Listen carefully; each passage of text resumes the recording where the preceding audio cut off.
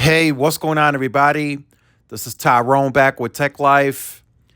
And in this video, I wanted to talk about, has the merger between T-Mobile and Sprint been a success? So I pulled up this article from T-Mobile. I'll leave a link to it in the description. T-Mobile Sprint merger, a new era of connectivity and value for the US customer. Pretty much alluding that the merger has been a success on their end. But I wanted to discuss that further and give you guys my commentary in this video. So, has the merger been a success from a business perspective and all the business cases that T-Mobile has made? Yes, it's been a success for the company and for the business, right? All the talk about being job positive day one, all that, of course, that completely backfired and failed. And I fully anticipate that to just get worse in 2024 based on the economic times and everything getting more expensive in the inflationary environment. I feel they're gonna cut back even more. Although I'm speculating, it's not any of that is public, but the recent 5,000 job cuts that T-Mobile went through, I think they're gonna do more of that in 2024, and so will Verizon, and so will AT&T. So that's just naturally gonna happen in today's environment. Now, the merger has, given T-Mobile that much more firepower and assets to really grow and scale the company.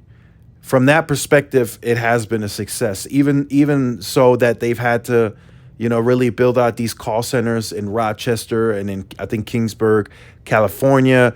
There's one in Virginia. I'm sure there'll be several others that they are going to construct over the years as they continue becoming a bigger company. So the Sprint assets, the 12 to 13,000 Sprint keep sites, that's virtually complete. Now, the integration process has been, it's largely behind them, but there's still some of the Sprint keep sites that they'll have to convert. There's still a few of them out there. I can't put a number to it. I would say maybe several thousand are still out there that need to be converted. It's not in the 100,000s anymore. I mean, it's not in the 10,000s anymore. So they got a large part of that work done. They got a large part of that completed. They still have more to go, of course, but they've been able to scale the network with the Sprint keep sites that were in the rural environment. They have been able to add their assets onto those sites. They've been able to go build new sites and add both of those assets of T-Mobile and Sprint's. So they've been able to get a lot of that work done. So from that perspective, the merger has been successful. Has it led to higher pricing? Yes. I'll be honest.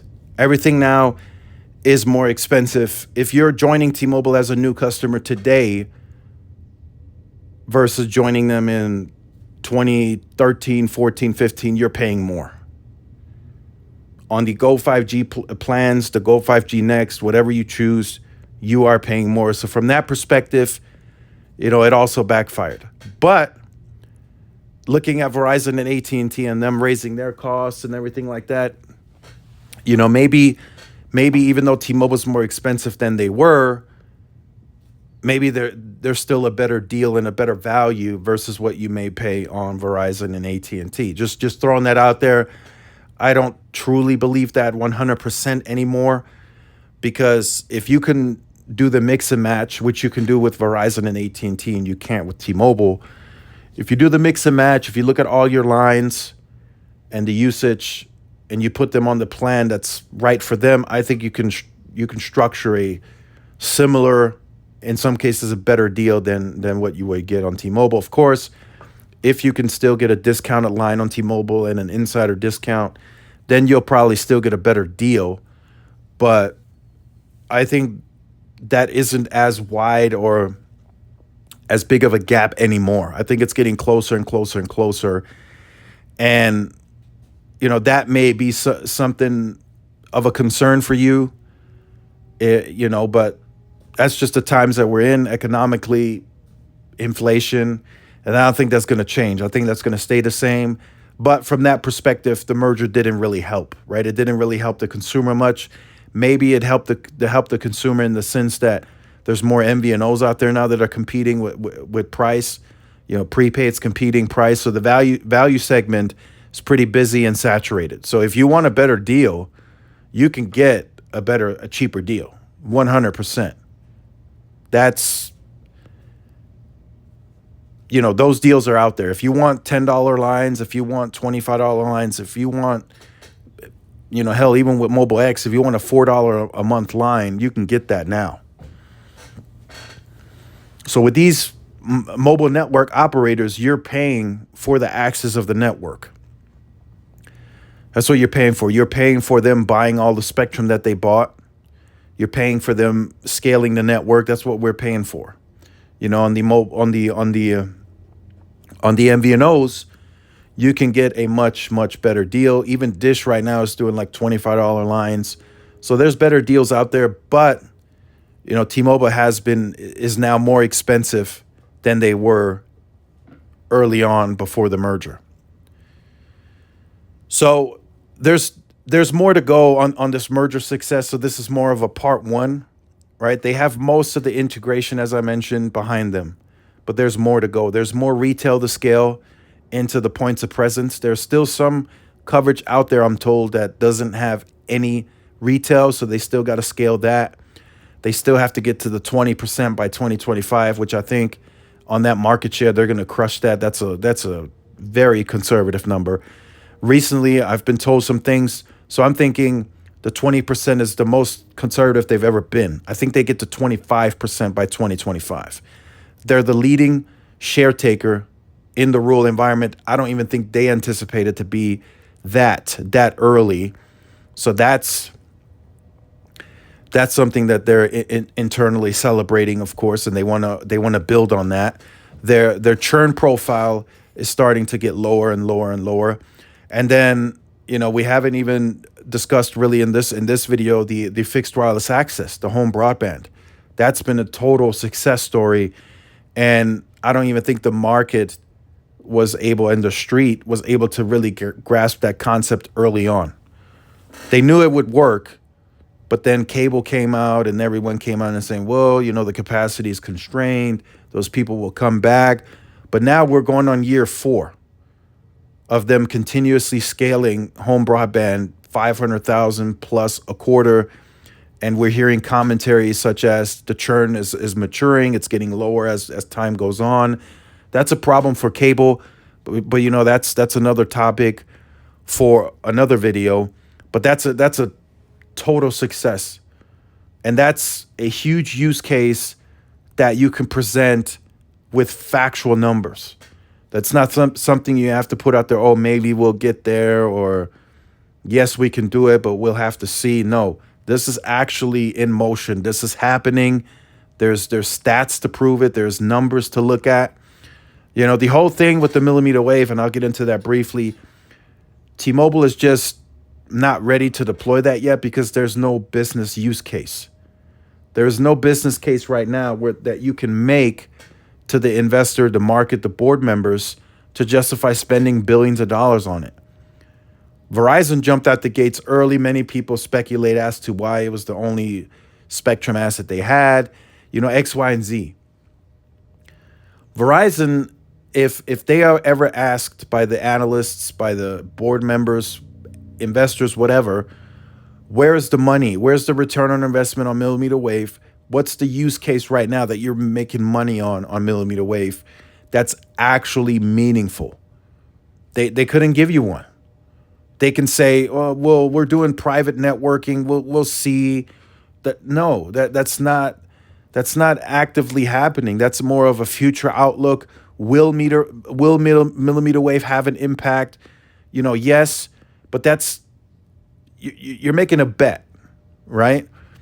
No, the fixed wireless access on the mid-band, that's giving you financial increase right now. You're seeing big growth on that right now. So that's something that T-Mobile is looking at too with the millimeter wave deployment. Why am I deploying it? What am I deploying it for? I don't have congestion in the network. I have high utilization rates, but the capacity I have on air right now can handle the utilization. I still have auction 108 for the white spaces to grow that capacity. I still have C-band and DoD to deploy across 225 million pops with C-band, 175 million pops with DoD. What am I deploying millimeter wave for? That's what T-Mobile is looking at. Is it a great tool for the performance for the consumer? Of course. Are we going to put it in stadiums? Some. They're going to put it in some of the stadiums, and some people will get 2-3 gigs down, but that still doesn't present a use case for T-Mobile, a business case. That consumer that's pulling that speed on that investment that T-Mobile made is not paying more. They're still paying the same monthly bill.